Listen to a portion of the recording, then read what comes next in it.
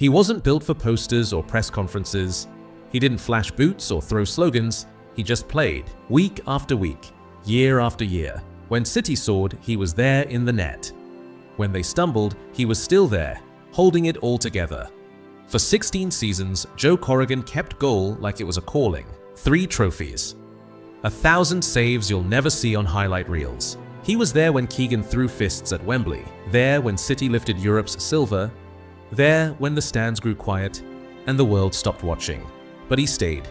He stayed when the headlines moved on, stayed when the squad changed faces, stayed when all that was left was pride and silence. If you believe legends like Joe Corrigan deserve to be remembered, subscribe now. Some players made noise, he made history, and we remember those who did it quietly. Joseph Thomas Corrigan. Born 18th of November 1948 in Manchester, England, a city that didn't whisper dreams, but carved men in brick and rain. He wasn't born into football, he was born into work, into northern air thick with factory smoke and streets where loyalty mattered more than luck. Tall early, quiet always, big hands, even bigger focus. He went to Sale Grammar School, where most wore uniforms to learn. Joe wore his to wait.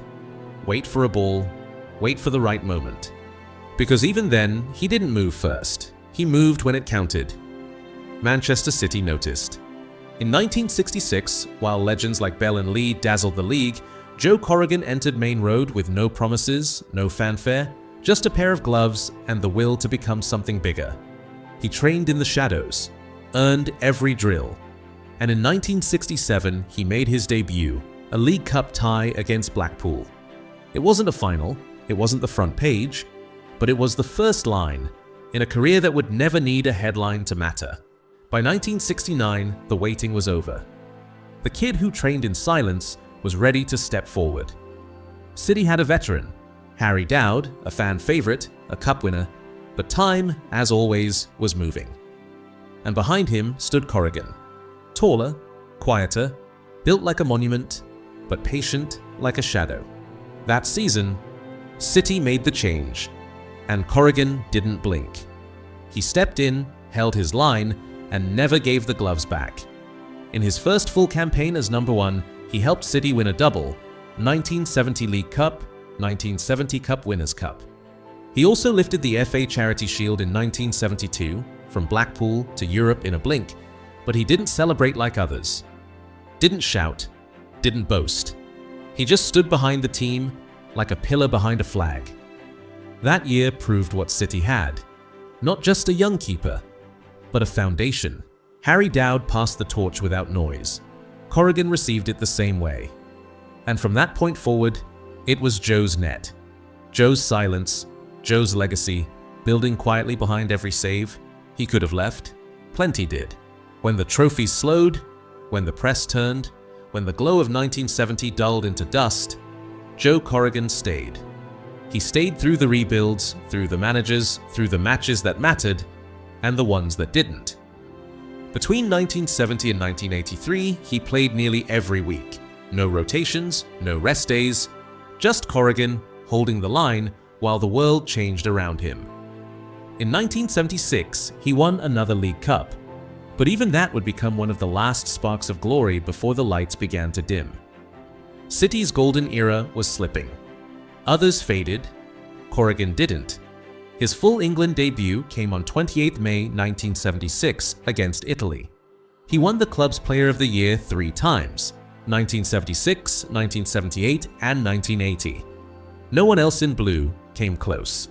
Not because he made noise, but because when everything else cracked, he didn't. Teammates came and went, managers changed, fans grew restless. But if there was a match, Big Joe was in goal. No excuses, no noise, no headlines, only a presence and a promise that as long as he was there, City would never fall without a fight. You could measure a career in medals or in headlines, but Joe Corrigan's greatness, it showed up in moments like these. Wembley, 1974, Charity Shield, Liverpool, Manchester City. Kevin Keegan, England's golden boy, lost his temper. Corrigan didn't throw a punch. He didn't fall. He didn't play the crowd. He just stood there, took it, and waited for the referee to do the shouting. That day, Keegan and Billy Bremner were sent off. Corrigan stayed. Like always, he didn't need retaliation. His strength never came with fists. It came with stillness. 7 years later, 1981 FA Cup Final. Tottenham Hotspur, City chasing silver again. Corrigan was everywhere. Diving, blocking, commanding, man of the match, even in defeat. He would later say, "It was my best game and one of the worst days of my life." He gave everything, but football gave him silence. No medal, no back-page headline, just another match where he was brilliant and carried it alone. That was the paradox of Joe Corrigan, unforgettable in moments, but left behind in memory. Joe Corrigan knew what it meant to wait. He waited behind Shilton. He waited behind Clemence. But when England called, he never said no. His debut came against Italy. 9 caps would follow.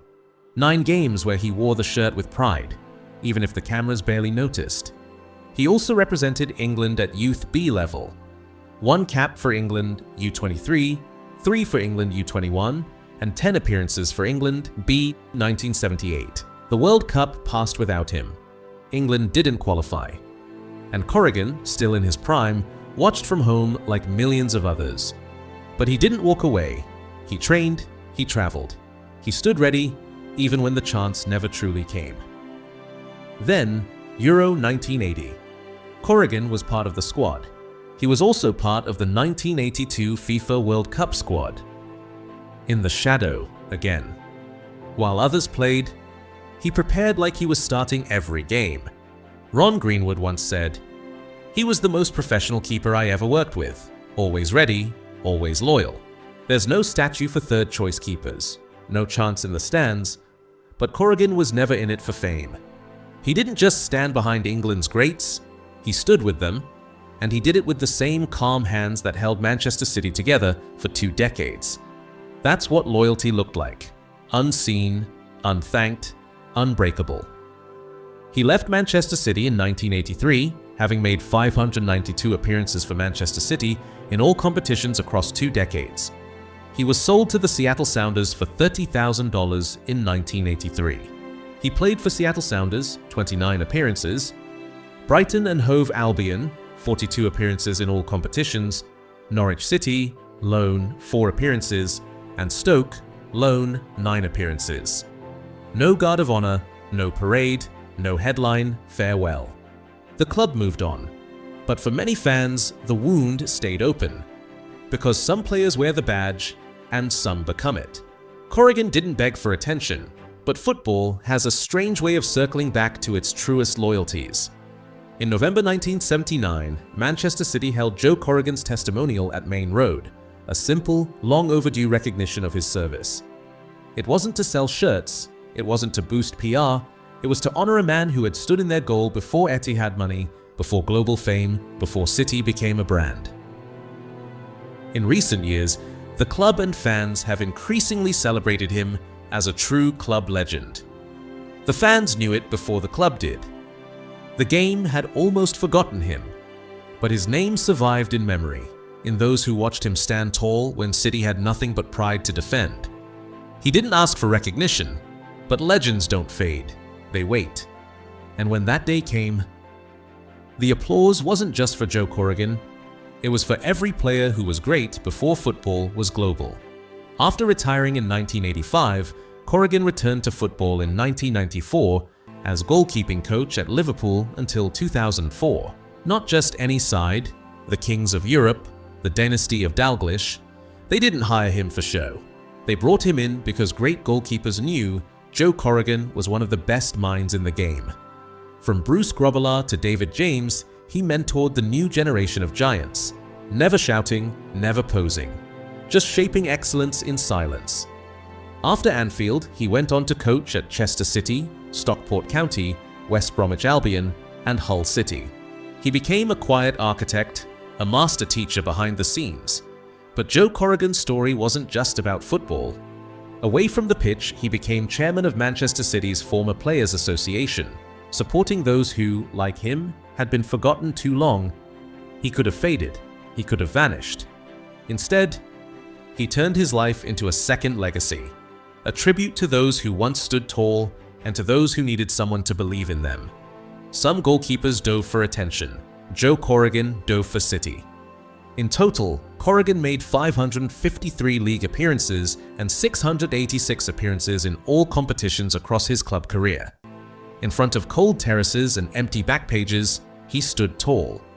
But ask any man who watched him, and they'll tell you what mattered. He was a wall, a rock, City's spine. The best I ever saw. Kevin Keegan once punched a wall in frustration, and even he might admit, you don't get past Joe without a war. In 2025, he was awarded an MBE, not for trophies, but for dignity, for loyalty, for giving back long after the cheers had stopped. Now in Titherington, he lives quietly, still respected, still called upon by clubs, fans, and causes, still remembered by those who remember football as it truly was. He didn't ask to be celebrated, he simply guarded a goal until the game forgot to thank him. But today, we speak his name again, not for fame, but because men like him built the soul of the sport. Subscribe now, because legends like Joe Corrigan deserve more than silence.